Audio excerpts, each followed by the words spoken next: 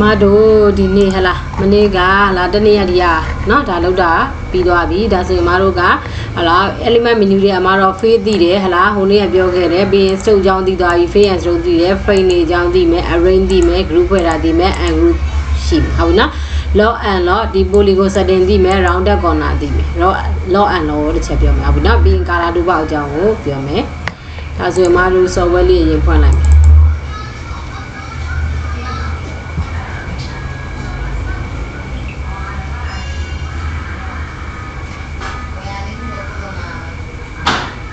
ခဏစောက်ပြီနော်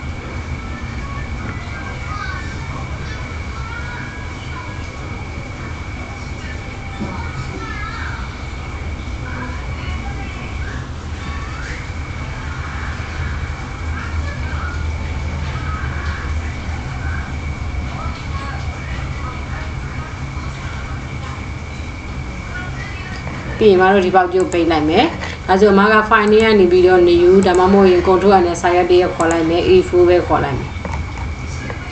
e4 မှာအမကလာတော့ခေါ်လိုက်မယ်ပြီးလို့ရှိရင် portrait ခေါ်လိုက်မယ်ဒါပေမဲ့ site ကို all လိုက်မယ်ပြီးရင်မတော့ page ကို1နဲ့ပဲသွားမယ်ပြီးရင် margin ကိုကြတော့အမက 0.5 ပဲထားလိုက်မယ် 0.5 ဒါကိုကြိုက်တယ်လို့ထားလို့ရတယ် margin ပြီး 0.5 ထားလိုက်မယ်ပြီးရင် okay လုပ်လိုက်မယ်ဒါဆိုရင်မတို့ကဒီမှာစာရွက်ဆိုင်ကြလာပြီသူ့အမတရားပေးလိုက်မယ်ခန်းတူးလေးခေါ်မယ်ပြီးလို့ရှိရင်အမတို့ကဟလာအမတို့ဒီမှာ object တစ်ခုကိုဆွဲလိုက်မယ်ပြီးရင်အမတို့ဒီမှာ color တစ်ခုဖြည့်လိုက်မယ်သူကဘာလဲဆိုရင်အမတို့ animate menu ထဲမှာတဲ့အမတို့က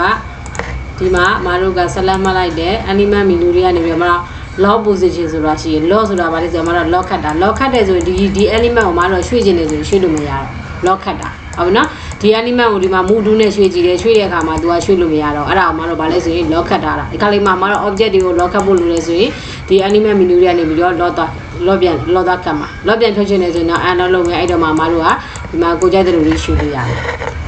ပြီးရင်မတို့က color ပေါက် color ပေါက်မှာမတို့က color တွေကဒီ color ပဲရှိတာမဟုတ်ဘူးကိုယ့်ဘာကို color ထက်လို့ခြင်းနေဆိုရင်တော့တဲ့အမတော့ဒီကနေသွားမယ်ဟာတော့ဒီကနေsorry မတို့လာဒီ color ပေါက်ရဲ့ဒီဘေးနာလေးကနေပြီးတော့မတို့ကခဏလေးနော်ဒီမှာဆိုရင်မတို့ကဒီမှာ color မှာဆိုရင်မတို့ဒါ TV ဒါ stroke ရှိတယ်အတွင်းသားကို face ရှိတယ်ဒါကကြမတို့ကသူ့ရဲ့ဒီ face နဲ့ stroke နဲ့ဝင်တဲ့ total color ကိုပြတာပေါ့နော် face and stroke ဒီဒါတင်တည်တယ်ဒါဆိုရင်မတို့ color အသစ်တောင်းချင်တယ်ဆိုဒီ new color ကနေသွားမယ်ဟုတ်ပြီနော်ဒါဆိုရင်မတို့က color အသစ်တောင်းမယ်ဒါဆိုရင်ဒီမှာ new ကိုနှိပ်လိုက်မယ်ဒါဆို color ပေါက်ကြလာပြီပေါက်ကြလာပြီဆိုလို့ရှိရင်အမတို့ဒီနံလေးမှာသွားပြီးဒီမှာ type ရွေးလို့ရမယ် model ရွေးလို့ရမှာ RGB လားဒါမှမဟုတ်ရင် RGB ယူမှာလား HSM ယူမှာလား CMYK ယူမှာလားပေါ့ဒါဆိုရင်အမတို့ကဒီနံလေးမှာဟာလာ live video ကိုသွားပြီးတော့ဒီမှာနာမည်တွေနဲ့သူ့ရဲ့ဒီမှာ color ပေါက်တွေရှိတယ်ဟုတ်ပြီလားဒီမှာတစ်ခုကိုဝင်လိုက်တဲ့တပြိုင်နဲ့သူကဘာလဲဆိုရင်သူဘာပြမလဲဆိုရင် color ပေါက်ပြမှာအဲ့တော့မှကိုကဒီမှာကိုကြိုက်တဲ့ color ဘိန်းလေးတွေကိုဘိန်းလုံးလေးကိုဟာလာလှိမ့်ပြီးတော့ကိုကြိုက်တဲ့ color ရွေးလို့ရတယ်ဟုတ်ပြီနော်ဟာလာ mouse ကနေပြီးတော့မတို့ကဘိန်းလုံးကိုဝီးလေးကိုလှိမ့်မယ်လှိမ့်ပြီးတော့ကိုကြိုက်တဲ့ color တောင်းလို့ရမယ်ဥပမာကိုကဒီ color လို့နေဒီ color ကိုဆက်လက်မှတ်မယ်ပြီးရင် okay လုပ်မယ်ပြီးရင်မတို့ okay လုပ်ကြည့်ဒါဆိုဒီမှာအမတို့တောင်းလိုက်တဲ့ color လေးဒီမှာဝင်လာပြီနောက်တဲ့အသေးခေါ်ခြင်းနဲ့ဆိုဒီပေါ်မှာသွားမယ်သွားပြီးပြီဆိုအမတို့ဒီနန်းလေးမှာဟာလာ CMYK တွေပါတယ်အမတို့ရွေးမယ်ပေါ့နော် RGB အမတို့ကဟာလာ RGB ဆိုရင်သူက red ရယ် green ရယ် blue ရယ်ကိုအခြေခံပြီးတော့စထားတဲ့အရာပေါ့ဒီ CMYK မြန်မာနိုင်ငံမှာသုံးတာတော့ RGB နဲ့ CMYK ပေါ့နော် CMYK ကဘာလဲဆိုရင် cyan ရယ် magenta ရယ် yellow ရယ် black ရယ်ကိုသူကနယ်ဖက်ရဖွဲ့စည်းထားတယ်ဟာလာအမတို့ရဲ့ဒီ object တွေကိုအဲ့ဒီအကြောင်း color ဒီ၄ရောင်အခြေခံပြီးတော့သူကဘာလဲဆိုဖွဲ့စည်းထားတဲ့အရာပေါ့ဒါကတော့ကိုကြိုက်တဲ့အရာကိုရွေးလို့ရတယ်ဒီမှာ live ထဲမှာသွားမယ်ကိုကဒီရောင်ကြိုက်တယ်ဆိုရင်ဒီရောင်ဒါဆိုရင်အမတို့ကဒီမှာမန်ဆယ်ဆိုတဲ့အရာပေါ့နော်ဒီမှာကိုကပဲရောင်လို့ခြင်းနဲ့ဒီရောင်လေးလို့ခြင်းနဲ့ဒါလေးကို select မှတ်မယ် okay လုပ်မယ်ပြီး okay ပေးလိုက်ဒါဆိုဒီထဲမှာအမတို့ကဒီမှာသူ့ရဲ့နာမည်နဲ့ကြာလာတယ်ဟုတ်ပြီနော်ဒါကဘာလဲဆိုတော့အမတို့က color အသစ်ခေါ်တာ color အသစ်ခေါ်ကြည့်နော်ဒီမှာဆိုရင် color တွေအများကြီးရှိမယ်ဒီမှာပန်3လားဒီမှာပန်3ဆိုရင်ဒီမှာသူ့ရဲ့ပန်3အရောင်လေးတွေရှိမယ်အရောင်နူးရင်လေးတွေရှိမယ်ဟုတ်ပြီနော်ကိုလိုချင်တဲ့အရောင်လေးကို select မှတ်မယ်ပြီးလို့ရှိရင် okay ပေးမယ်ပြီး okay ပေးမယ်ဒါဆိုရင်တော့ဒီထဲမှာဒီသူ့ရဲ့ preview ထဲမှာ color တွေဝင်လာလိမ့်မယ်ရမယ်နော်ဒါကဘာလဲဆိုရင် color အသစ်ခေါ်တာရမယ်နော်ဒါက color အသစ်ခေါ်တာကိုပြောမယ်ကိုကမလူချင်တဲ့ color ကိုဖြတ်ချင်တယ်ဆိုတော့မတော့ delete နဲ့ဖြတ်လို့ရတယ် ဒါဆိုဒီကာလာကိုအမားကမလို့ခြင်းဘူးဒါဆိုဆိုင်ရန်ကာလာဆိုတဲ့အဒီကာလာမလို့ခြင်းဘူးဒါဆိုအမားတော့ဒီမှာ delete နဲ့ဖြတ်လိုက်လို့ရတယ် okay ဖြတ်မယ်ပေါ့ဒါဆိုရင်အဲ့အရာငါပြတ်သွားလိမ့်မယ်ရမယ်နော်ဒါဆိုရင်အမားတို့ကကာလာလေးအစ်စ်တောင်းတက်မယ်နော်ကာလာအစ်စ်တောင်းတက်မယ်အဲဆိုဒါကတော့အမားတို့ကဗာလဲဆိုရင်အမရှိမှတင်ပြောပြထားခဲ့တဲ့ဟာဟလာကာလာထည့်တယ်ဒီကောင်ကသူ့ရဲ့ပတ်တန်လေးတွေထည့်တယ်ဟုတ်တယ်ဒါကတော့အရှိမှပြောခဲ့ပြီးသားဒါ view menu ကိုပြောတယ် control plus plus ဆိုရင်အမားတို့ဇွန်းရင်ဆိုတာဇွန်းချဲတာ control minus minus ဆိုရင်အမားတို့ကမြင်ကွင်းကိုဟလာချုပ်တာပေါ့ဇွန်းအောင်လို့လည်းပြောတယ် control 1ကအမားကျူရဲ့ site ဟုတ်ပြီနော်ဒါအောင်မှအမားတို့ကသူကအကျူရဲ့ site ဆိုတာ control 1ဆိုတာဗာလဲဆိုရင် control ရဲ့1ရဲ့နှိပ်လိုက်ရင်အမားတို့100 site ကိုပြောတာ control ရဲ့0ရဲ့ဆိုရင်အမားတို့က fit window site ဟုတ်ပြီနော်control keyboard ကနေပြီးတော့ control နဲ့1နဲ့2ရင်အကျူရဲ့ site control နဲ့0နဲ့2ရင် fit window site တော့ဒီအပေါ်ကနေသွားလို့ရတယ် keyboard ကနေ control ရဲ့ plus sign ရဲ့တွဲပြီးတော့နှိပ်တယ်ဆိုရင်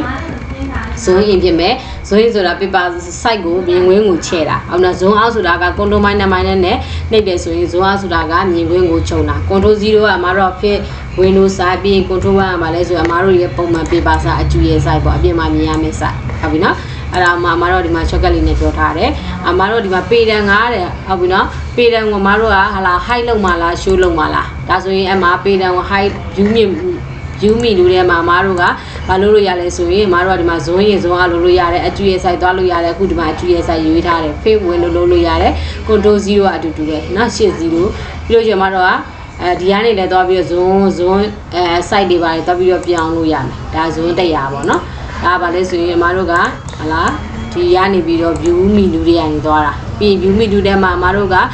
လာ guideline တွေကို high လုပ်ထားလို့ရတယ် guideline ဆိုဒီဘေးနားလေးရမြင်နေရတဲ့ line တွေเนาะဆောင်းတော့ high လုပ်လိုက်တယ် show guideline ပြီးအမားတို့ကပြီးလို့ရှိရင်အမားတို့ကဟလာဒီမှာဟုတ်လားဗျ display master plan ruler ဒီမှာ high ruler ကိုမတို့ high လောက်ထားလို့ရတယ်ဒါဆို ruler ကပြောင်းနေလိမ့်မယ် ruler ပြန်ခေါ်ခြင်းနဲ့ဒါဆိုရင်မတို့က show ruler လုပ်မယ် control ရဲ့ R ရဲ့နဲ့ရဲ့လည်းရတယ်ဟုတ်ပြီနော် keyboard ကနေပြီးတော့ control နဲ့ R နဲ့ ruler မို့လို့ R ကိုနှိပ်တာ ruler ကခေါ်ခြင်းနဲ့ show လုပ်ခြင်းနဲ့ဆိုရင် control ကနှိပ်မယ်တစ်ခါတစ်ချိန်နှိပ်ရင် show ပြမယ်ပြန်ပြီးတော့ high လုပ်ခြင်းနဲ့ဆိုရင် control ကနောက်တစ်ချိန်နှိပ်ရင် high ပြမယ်ဒါ shortcut key ကိုသုံးတာရမယ်နော်ပြီးရင်အမတို့ကဒါကတော့အမတို့ scroll bar ဟလာဒါကအမတို့ guideline ထည့်တာကိုပြောတာဟုတ်ပြီနော်ဒါကကြာ scroll bar စာမျက်နှာနံပါတ်တွေမှာပုံမပေါ်ကြည့်တာ view တွေကနေပြီးတော့အမတို့ကဒီမှာscroll bar ကဘယ်နားမှာလဲဒီမှာ high scroll bar အဲဆိုအမတို့ဒီဘေးနားလေးမှာ vertical scroll bar နဲ့ horizontal scroll bar ကိုမမြင်ရတော့ဘူးကိုကတော့ဒါတွေကတော့အမတို့က show လုပ်ထားမှာပေါ့နော်ဒါဆိုရင်အမတို့က window menu တွေက type file တွေကိုတပြိုင်နက်ကြည့်တာဟလာဟိုနေ့ကကြည့်ပြခဲ့တယ်ဒါကじゃ2 box ခေါ်တာနော် color box တွေပြန်ခေါ်တာအဲ့ဒါလေးပြောမယ်အမတို့ကဒီထဲမှာဆိုရင်အမတို့ window တွေကနေပြီးတော့အမတို့လိုချင်တဲ့ဟလာဒါဆိုရင်အမတို့ကနောက်ထပ် file တစ်ခုဖွင့်လိုက်မယ် file တွေကနေ new နဲ့ဖွင့်လိုက်မယ်ဒီအတိုင်းပဲဒါဆိုရင်အမတို့ကဒီမှာ window ကနှစ်ခုဖြစ်သွားပြီ window တွေကိုကြည့်ချင်တယ်ဒီမှာတိုင်းကြည့်ချင်တာလားတိုင်းဆိုဒီလိုမျိုးရှင်ရက်ကြည့်တယ်ပြီး cascade ဆိုရင်သူကထပ်တာလားဒီတောင်းမှာတစ်ခုရှိတယ်ရှေ့မှာတစ်ခုရှိတယ် cascade ကအဲ့လိုမျိုးနော်ဒါကအမတို့ကဒီသူ့ရဲ့ဒီအမတို့ရဲ့ window တွေကိုပုံစံပြောင်းတာပေါ့နော် high 2ဆိုရင်အမတို့ကဒီမှာ2 box ပြောင်းနေလိမ့်မယ်2 box ပြန်ခေါ်ခြင်းနေဆိုရင် show 2နောက်ပြီးလို့ရှိရင်အမတို့ high control palette ဆိုရင်အောက်မှာပေးထားတဲ့ control palette ကြီးကပြောင်းနေလိမ့်မယ်ဟလာ show control palette ဆိုမှအမတို့က control palette ကပေါ်လာလိမ့်မယ်ရမယ်နော်ကာလာဘောက်လည်းအဲ့တိုင်းပဲဒီမှာကာလာဘောက်ကိုအမတို့က high လုပ်ထားလို့ရတယ်ပြီးလို့ရှိရင်ကာလာဘောက်ကို show လုပ်လို့ရမယ်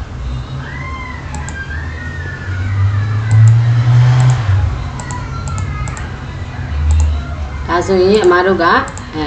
နောက်ထပ်တစ်ခုသွားမယ်နောက်ထပ်တစ်ခုကျအမတို့ basic nugget လေးလုပ်မယ်နော် basic nugget ဒီကလေး basic nugget လုပ်မယ်ဟုတ်နော် basic nugget ကဒီမှာတော့အမကဥပမာပြထားတဲ့ဟာလုပ်မယ်ကလာကိုရဲ့ basic nugget ကိုဒီမှာသွားပြီး creation လုပ်ရင်လည်းရမယ်ဒါဆိုရင်အမတို့အဲ့ basic nugget လေးလုပ်ကြည့်မယ်နော်ဒါဆိုရင်သူက basic nugget မှာဆိုရင်အမတို့က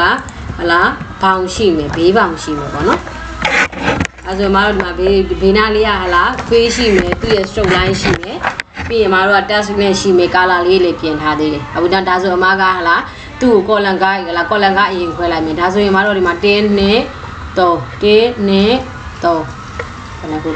ဏလေး ဒါဆိုရင်အမတို့က A4 နဲ့ဆိုရင်အမတို့ကဘယ်လောက်ရမှာလဲဆိုရင်ဒီလောက်1 2 3 4 6ခုပေါ့နော်6ခုရမယ်6ခုလုံးမယ်ပေါ့ဒါကတော့အမတို့ကကိုယ် site ပေါ်မှာမူတည်ပြီးတော့ဒါ6ခုရတယ်မရဘူးဆိုတာကကိုယ့်ဘာကိုပြန်ပြီးတော့ဟလာကိုယ့်ရဲ့ site ပေါ်မှာမူတည်ပြီးတော့သူကသွားမှာဒါဆိုရင်အမကဒီမှာ A4 site ရွေးထားတယ်သူ့ကို column ကခွဲကြည့်မယ်rectangle ဒါဆိုရင်အမတို့က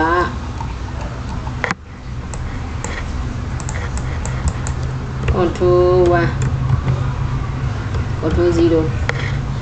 အဲဆိုရင်မတို့က column ကခွဲမယ်4ယောက်ထဲကနေ column က2ခုခွဲလိုက်မယ်နံပါတ် column ပြီးတွင်းက 0.1 အဲ့လောက်ပဲထားမယ်ဟုတ်နော်ပြီးရင်မတို့က vertical ဒီမှာဒီလောက်တစ်ခုထားမယ်ဒီလောက်ပေါ့နော်ဒီထဲမှာအမက vertical ကိုဥပမာဒါဆိုရင်0ဒါဆို1 2ဒါ inch နဲ့သွားတာဆိုတော့အမတို့ဒီကနေပြီးတော့ဒီကဒီမှာဒီကပါလဲဒီမှာပြနေเนาะဒီမှာ1ဒီကဟတ်ပေါ့เนาะအပေါ် 0.5 ရှိတယ်ဆိုတော့ဒီဘေးနာဒီဓာလေးကိုကြည့်ခိုင်းတာเนาะဒါဆိုရင်မတို့က 0.5 ကြည့်မယ်ဒါဆိုရင်မတို့ကဒီက1ဒါဆိုရင်မတို့2.5 လောက်ထားလိုက်မယ် height ကို 2.5 လောက်ထားလိုက်မယ်ဒီကောင်ကိုပြန်ခေါ်လာခဲ့ဒီဒါဆိုရင်မတို့ကဒီကနေသွားမယ်အဲဆို1ရှိမယ်2ရှိမယ်2ပြီးလို့ရှိရင်ဒီမှာ 2.5 ဆိုဒီဒါဆိုရင်ဒီကောင်ကဒါဒီကနေစမှာပေါ့နော်ဒါဆိုရင်မတို့ကဒီမှာဒါက 0.5 ဒါဆိုရင်1ဒါဆိုရင် 1.5 ဒါဆိုရင်2.5 ဆို3ထိထားမှာပေါ့ဒါမှအမတို့3ထိထားမယ်ဒီထဲမှာအမတို့ဝင်အောင် business ကဆိုင်ကြီးလုပ်ဒါဆိုရင်အမတို့ရဲ့ပုံမှန် site ကဒီလောက်ဟုတ်နော်အဲဆိုရင်အမတို့ရဲ့ business က site ကဒီလောက်ရှိမယ်ပြီးရင်ဒါကကြဘယ်လောက်ရှိမှလဲlayer ကကြတော့ဒီမှာ 0.5 ဆိုဒီကောင်ဒီဘက်ကနေကြည့်ရင်ဒီမှာဆိုရင်1 2 3 3.5 ပေါ့နော်အဲဆို3.5 2.5 မတို့ရဲ့ vision နဲ့ကစားကဒါဆိုမတို့ကဒီမှာဘေးပေါင်လေးဒီမှာမတို့ကအောက်background လေးရင်ဆွဲမယ် window တွေကနေပြီးတော့ color palette ပြန်ခေါ်မယ်ဟုတ်ပြီနော်ခုသူတည်းက color တိုင်းမှာသွားကြည့်မယ်အပြရောင်လေးဒါကိုကြိုက်တာပေးလို့ရတယ်ဒါအမ example အနေနဲ့ဥပမာအနေနဲ့လုပ်ပြထားတာဒါဒီအပြလေးပေးမယ်ပြီးရင်မတို့ကပြီးရင်သူ့ရဲ့ stroke ကိုသွားပြင်မယ်stroke မှာအမကဒီ stroke လေးရွေးမယ် stroke ကိုကြတော့ဘယ်ရောင်ထားမှလဲဆိုရင်အမတို့ကအနက်ရောင်လေးပဲထားမယ် stroke ကို black အနက်sorry ဒီကောင်ကအပြရောင်ဒီ stroke ကိုကြရင်အမတို့ black အနက်ရောင်ထားလိုက်မယ်ပြီးရင်အမတို့ဒီကောင်ကြီးကိုအမတို့ရွေးမှကြောက်လို့မို့ရွေးမှဆိုလို့အမတို့ကဒီမှာ lock ခတ်လိုက်မယ်ဂျူတဲကlock ခတ်မယ်element menu တွေကနေပြီး lock position ဒါဆိုရင်အမတို့ तू ကမရှိတော့ဒါဆိုရင်အမတို့ tattoo လေးကိုယူမယ်ယူပြီးတော့စာရိုက်မယ်စာရိုက်တဲ့အခါမှာစာရဲ့ color ကပြီးကြမှာပြောင်းလိုက်မယ်စနေ company limited ပြီးရင်သူ့အမကဒီမှာအလဲကောင်ပို့လိုက်ဒါဆိုရင်စာကိုအလဲကောင်ပို့လိုက်မယ်စာကိုအလဲကောင်ပို့မှာဆိုတဲ့အတွက်အမတို့က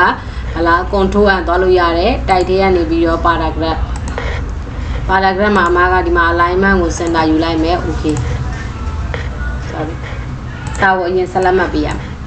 ပြီးရင်တိုက်ထဲကိုသွားမယ်တိုက်ထဲကိုသွားပြီးစာကိုလေကောင်ပို့မှာမလို့ paragraph ကိုသွားမယ်ဒီမှာအမတို့ alignment ကို center ယူလိုက်မယ်ပြီး okay လုပ်မယ်အဲဆို center ရောက်သွားပြီဟုတ်ပြီနော် center ရောက်သွားပြီအဲဆိုအမကနည်းနည်းလေး zone လေးကိုချဲ့လိုက်မယ်မြင်ရအောင်လို့ zone လေးချဲ့လိုက်မယ်ချဲ့ပြီးမှရိုက်မယ်ပေါ့အဲဆိုရင်စနေဆိုပြီးရရှိမယ်ဒါဆိုရင်အမတို့ type 2ကိုယူမယ်ယူပြီးတော့မှအမတို့က font size လေး font style လေးချိန်မယ်ဟုတ်နော်ပြီးရင်အမတို့က KHIMK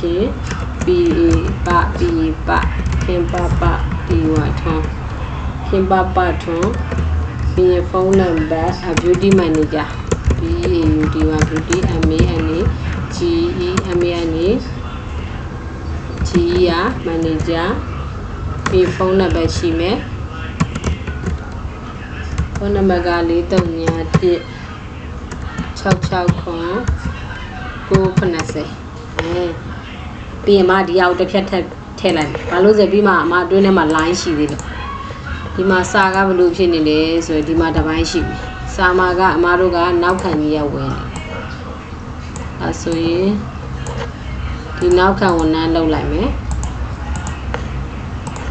စာဘလို့ဖြစ်တယ်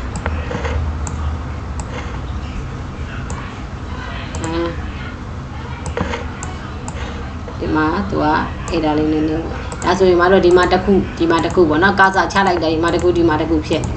နော်ပြီးလို့ရှိရင်အမတို့ကသူ့ကိုအပေါ်နဲ့တက်လိုက်ပြီးကြရင်ဒီမှာတိုက်တူခုယူမယ်ယူပြီးရင်အမတို့ကအဲ့ဒါဘေးမှာသွားပြီးစာရိုက်လိုက်ရတယ်အောက်ကစာပေါ့လေနော်လိပ်စာရေးမယ် piano cd block 2 UNID unit 4 23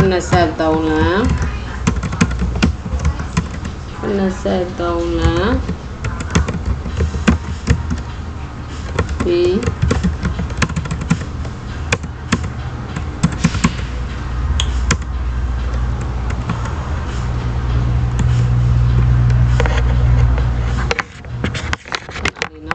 တက်သွားတယ်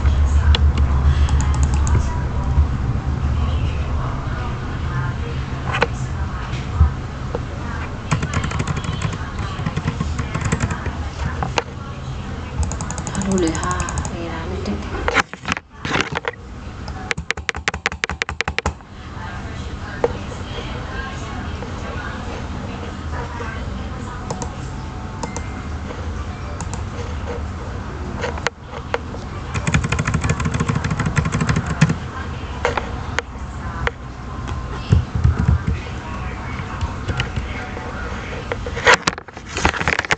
စက္ကန့်နဲ့ရှိပွိုင်းတာပဲရောက်ပါ